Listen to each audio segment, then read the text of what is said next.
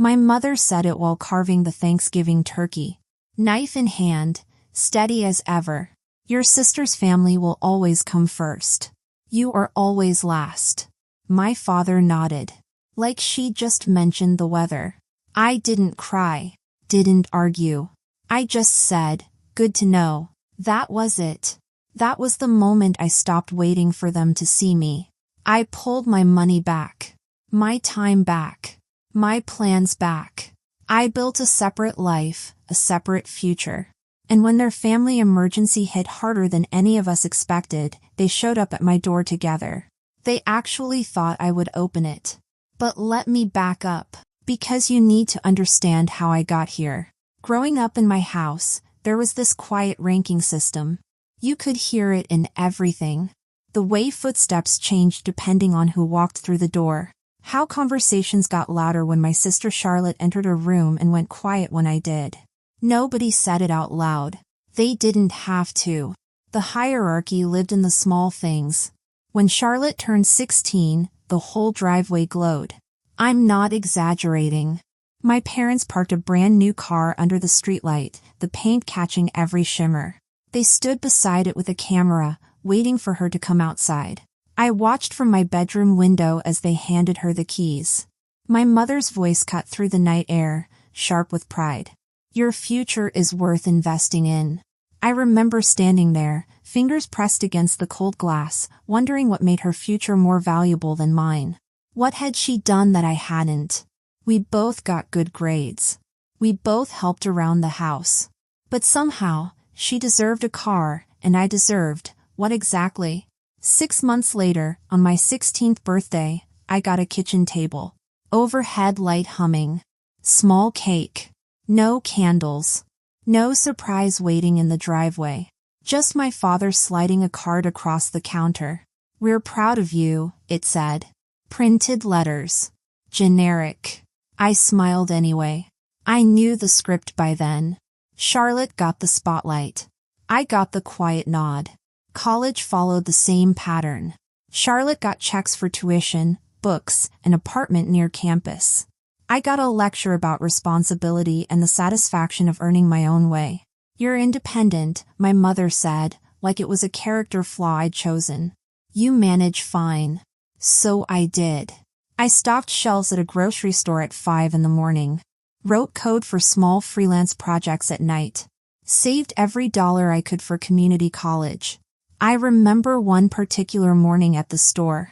It was freezing outside, still dark, and I was unloading boxes in the back. My hands were numb. My back ached. And I thought about Charlotte, probably still asleep in her warm apartment that our parents paid for. I wasn't jealous exactly. I was just tired. Tired of working twice as hard for half the recognition. During my last shift before fall semester, I remember staring at the break room fridge. Someone had taped up a family vacation photo. Beaches, umbrellas, arms thrown over shoulders. Everyone smiling. It hit me then. Charlotte had entire albums full of those moments. I didn't have a single family photo after age 13 where I wasn't standing at the edge of the frame. Like I was photobombing my own family. My associate degree graduation came and went. My parents were out of town that weekend for Charlotte's baby shower. I crossed the stage alone, my name echoing in a hall full of strangers. Afterward, I called home. My mother answered between errands. That's wonderful, honey, she said. Then, Charlotte's having contractions. We're helping her pack for the hospital. I'll call you later. She didn't. I sat in my car in that parking lot for an hour. Just sat there, holding my degree. Watching other graduates take photos with their families. Watching parents cry happy tears and grandparents beam with pride. I told myself it was fine. I told myself I didn't need that. But I did. I really did. When I transferred to a 4-year university on partial scholarship, they called it a nice little achievement. Charlotte's wedding, though? Event of the decade. My parents walked through that reception hall like they'd built it themselves. I stood near the bar while relatives told me how lucky I was to have a sister with such a perfect life. As if her shine somehow reflected on me. It didn't. Not really. After I graduated with my engineering degree, after all those long nights choosing survival over sleep more times than I could count, I waited to see if anyone would notice. My mother congratulated me while pouring juice for Charlotte's toddler. My father asked if I had any job prospects yet, while Marcus talked loudly about refinancing their house. Nobody asked how I managed it alone. Nobody asked what I wanted next. Nobody asked if I was okay. By then, I'd learned to stop expecting space to open for me. I carved out my own. Small at first. A few investments. Strict budgeting. A quiet apartment with dim morning light. My name wasn't on the family photo wall, but it was finally on my own lease. My own plans. My own future. Looking back, I can see the pattern clearly. Every celebration, every crisis, every season. Charlotte at the center. Me orbiting. That's just how it was. Somewhere between the car keys I never held and the birthday cake I blew out alone, I learned my place in this family. The message came late on a Wednesday. Short line from my mother. Family meeting Sunday. Important. No context. No question about whether I was free. It felt like an appointment, not an invitation. When I walked into their living room that weekend, the air was tight with quiet panic. Papers spread across the coffee table. Bills. Notices. Payment overdue stamps everywhere. Highlighted sections on bank statements. Charlotte sat stiff, hands clasped. Marcus avoided eye contact. My parents had pulled both recliners forward, positioning themselves like they were heading a negotiation. My mother didn't waste time. There's been a situation. Your sister and Marcus are facing some financial strain. Strain was an understatement. The mortgage was months behind. The kids' school tuition hadn't been paid. Some legal issue, my mother skimmed over it quickly, had left Marcus unable to work. Every number on those pages pointed in the same direction. Collapse. My father sighed, tapping the stack of bills. We've done the math. Your mother and I can cover part of it. But not all. Charlotte needs immediate help. I waited. Didn't speak. Didn't move. I wanted to see how long it would take them to actually ask. Not long at all. My mother leaned forward. We expect you to take care of the rest. You're single. You have a stable job. You don't carry the same expenses. It just makes sense. There it was. The quiet truth laid bare again. Charlotte first. Me last. Always. Nobody asked whether I could afford it. Nobody asked if I was already carrying my own burdens. Nobody asked anything. They simply assumed. My father slid a printed list across the table.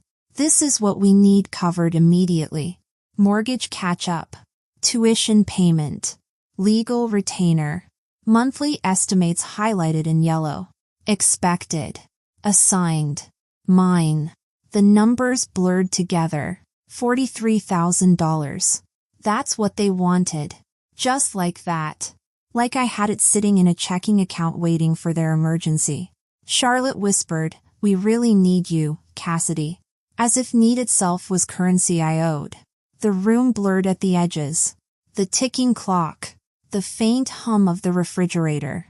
The weight of years pressing on the same bruise, over and over. I didn't argue. Didn't explain.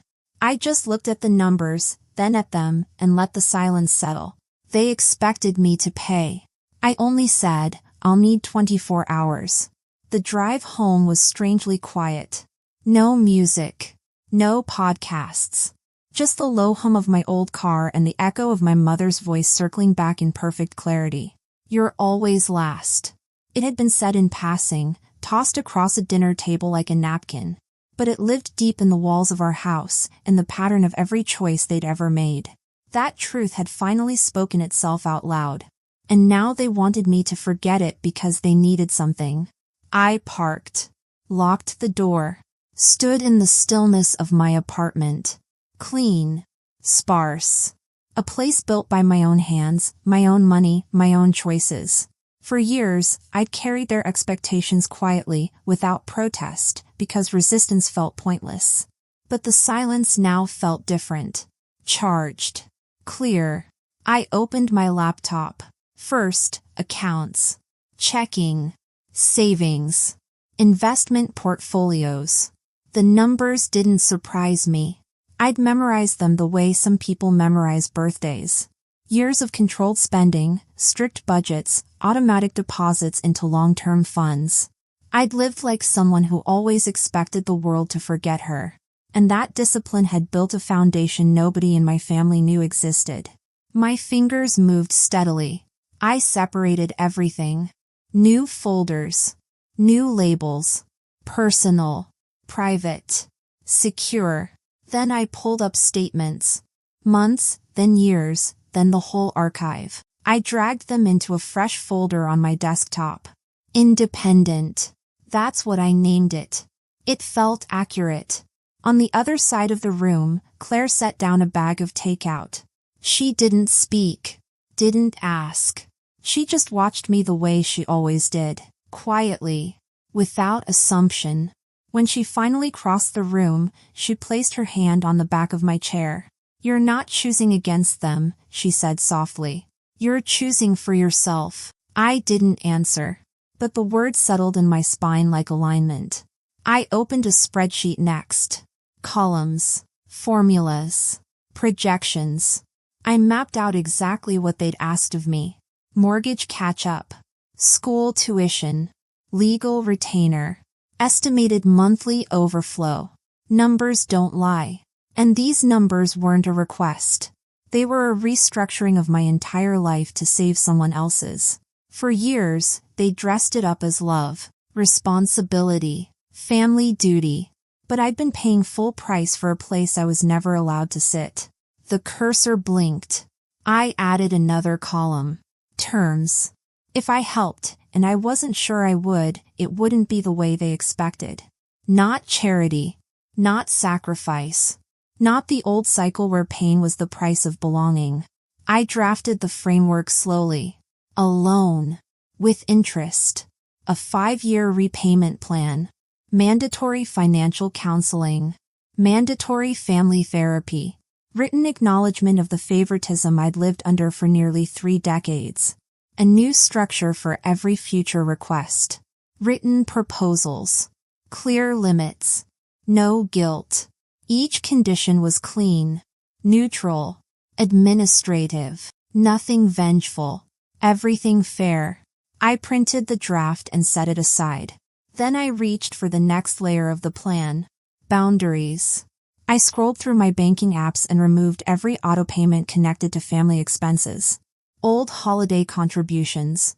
Split purchases for Charlotte's kids. A streaming subscription my parents never reimbursed me for. Small things. But symbolic. Quiet leaks I'd allowed for years. Delete. Delete. Delete. Each confirmation screen felt like a stone lifted off my chest. There was more. I went through my phone next.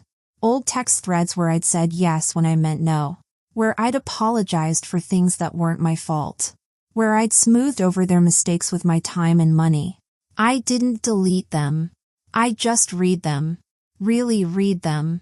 Saw the pattern in black and white. Can you cover dinner tonight?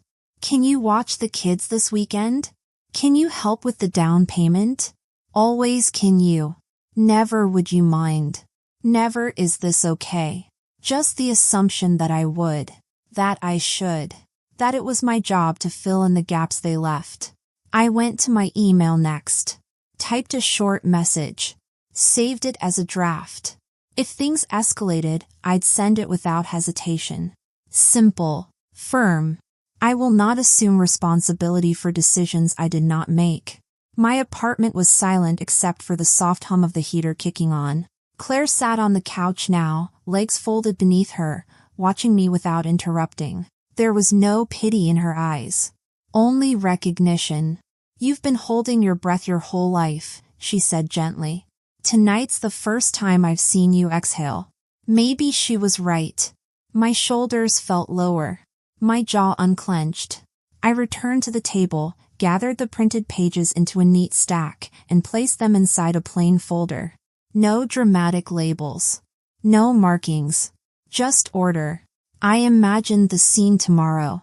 My parents leaning forward. Charlotte wringing her hands. Marcus rehearsing justifications. All of them assuming my 24 hours were spent finding a painless way to give them everything. They had no idea this silence wasn't submission. It was preparation. I closed the folder. I wasn't angry. Not anymore. Anger requires hope.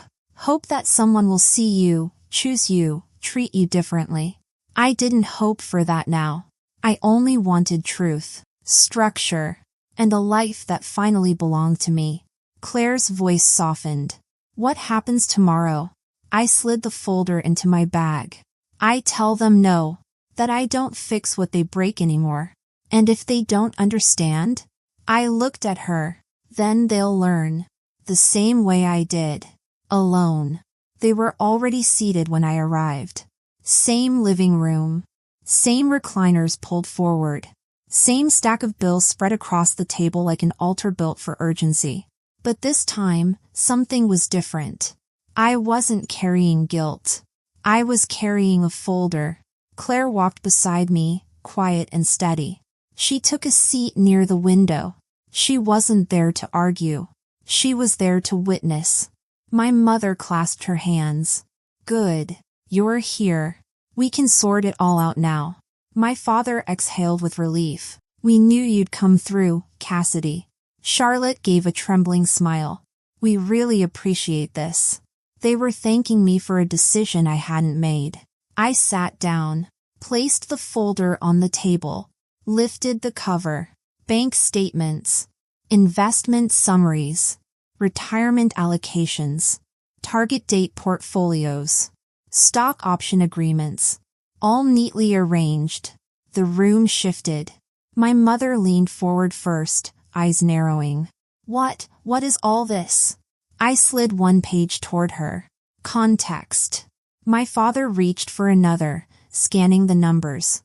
The rustle of paper was the only sound. He froze halfway through. It wasn't just the balance. It was the realization, sharp and sudden, that they knew nothing about my life. Every assumption, every idea of who I was, crumbled in his hands. My mother's voice went thin.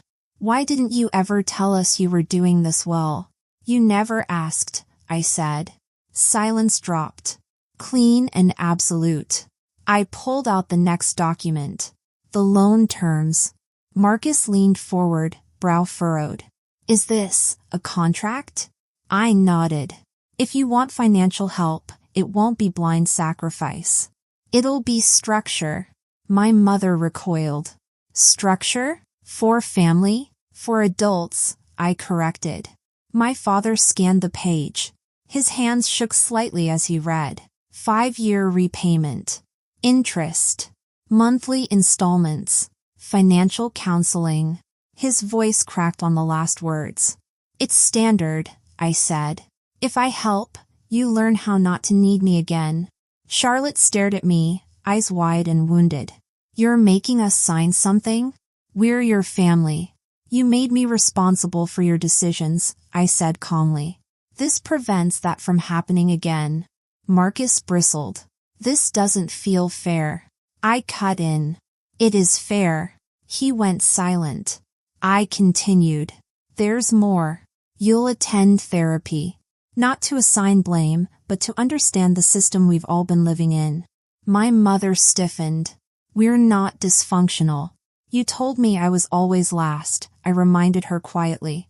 That was dysfunction speaking. She looked away. I added, there will be public acknowledgement. At the next family gathering, you'll address the favoritism, the imbalance, the history of expectation placed only on me. My father shook his head. This is humiliating. It's honest, I said. Humiliation only happens when the truth is too heavy to hold. The room tightened around us. Everyone suddenly smaller in their chairs. Finally, I pushed the last document toward them. This is what you asked from me. Mortgage catch-up. Tuition. Legal retainer. These are your numbers. This is the cost of your choices. The terms sat openly before them. Clear. neutral, unemotional. My mother whispered, "You really won't help unless we agree to this?" I met her gaze. I said, "Good to know at Thanksgiving." I meant it. Once I understood my place in this family, I stopped standing in the space you carved out for me. If I'm always last here, then I have to be first in my own life. Nobody spoke. I reached into the folder one more time and placed a pen on top of the contract. It rolled slightly, then stilled. "You have 24 hours, I said.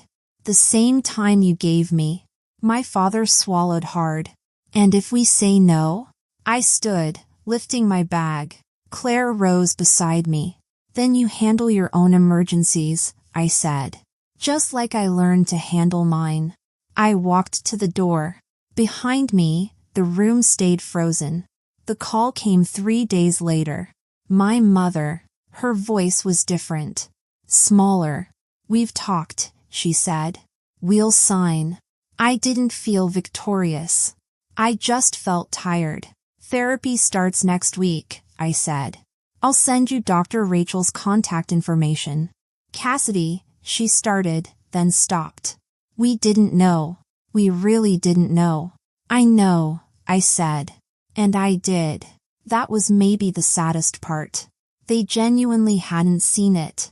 The pattern was so ingrained, so normal to them, they couldn't recognize it as harm. There was a long pause. Then my mother said something I'd never heard before. "I'm sorry." 2 words. Simple. But they cracked something open in my chest. "Thank you," I managed.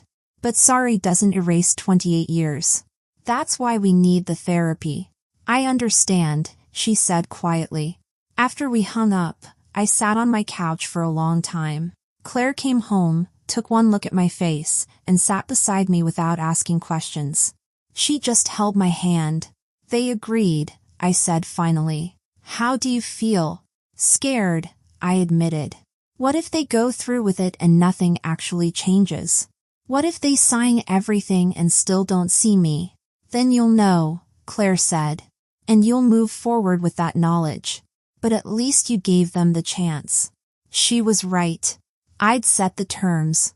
The rest was up to them.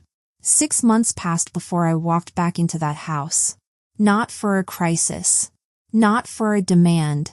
Just for a scheduled family therapy session. Our last one. The changes didn't happen overnight. But they happened. Charlotte and Marcus had signed the terms. Every installment of the loan arrived on the same day each month, transferred cleanly, without excuses. The financial counseling had reshaped the way they moved through the world. Their spending grew quieter. Their decisions more deliberate. They no longer spoke as if their needs were gravity and everyone else had to orbit. My parents changed too, though their changes came slowly, like thawing ground. In therapy, Dr. Rachel guided them toward words they'd spent years avoiding. Patterns. Imbalance. Expectations. Truths spoken without flinching. My mother cried the first time she said, "We didn't see you." My father cried the first time he believed her.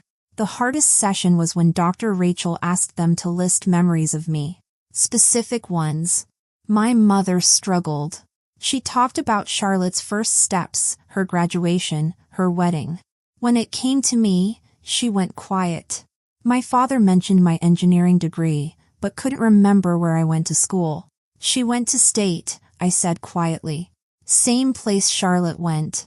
I just paid for it myself." The silence in that room was deafening. Dr. Rachel didn't let them off easy. "Can you tell me about Cassidy's graduation?" My mother's eyes filled. We weren't there." "Where were you?" "Charlotte's baby shower." Her voice broke. "We chose the baby shower." My father put his head in his hands. That was the moment it became real for them. Not just words on a contract.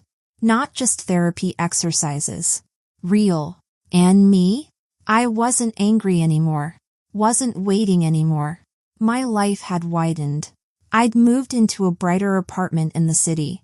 One with tall windows, where the mornings felt like a beginning instead of a negotiation. My desk held only what mattered. My laptop. A mug. and a small plant Claire bought because she said every new chapter needed something living. We spent slow Sundays exploring neighborhoods, stopping for coffee, talking about futures without measuring them against anyone else's needs. She never asked me to shrink. I never expected her to rescue me. We met in the middle. Two people building something without ghosts tugging at the edges. On quiet nights, I cooked while she read on the couch. Sometimes she'd look up and say, "You seem lighter." And I realized she was right. My shoulders no longer curled inward. My hands no longer tightened around invisible expectations. Silence didn't feel like punishment anymore. It felt like air. The loan statements from Charlotte and Marcus were tucked in a drawer. Organized, but no longer emotional. Proof that fairness could exist where chaos once lived. Before leaving the final session, Dr. Rachel said gently, "This is a family learning to walk differently. And you were the one who changed the ground beneath them." Driving home, evening lights stretched across the road. My apartment waited.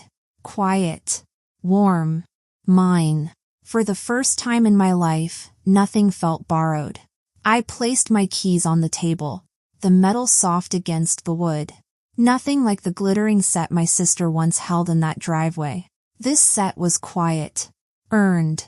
Chosen. The window was open just enough for the evening air to move through the room. Steady and cool. Claire was in the kitchen, humming softly. The kind of sound that didn't ask anything of me. Families don't always change because they want to. Sometimes they change because someone stops carrying the weight for them. I believed them when they said I was always last. That's when I stopped standing in line. Thanks for listening, and if this story resonated with you, share it with someone who needs to hear it. Don't forget to comment and subscribe for more stories about finding your worth, setting boundaries, and choosing yourself. Sometimes the most loving thing you can do for your family is teach them to stand on their own.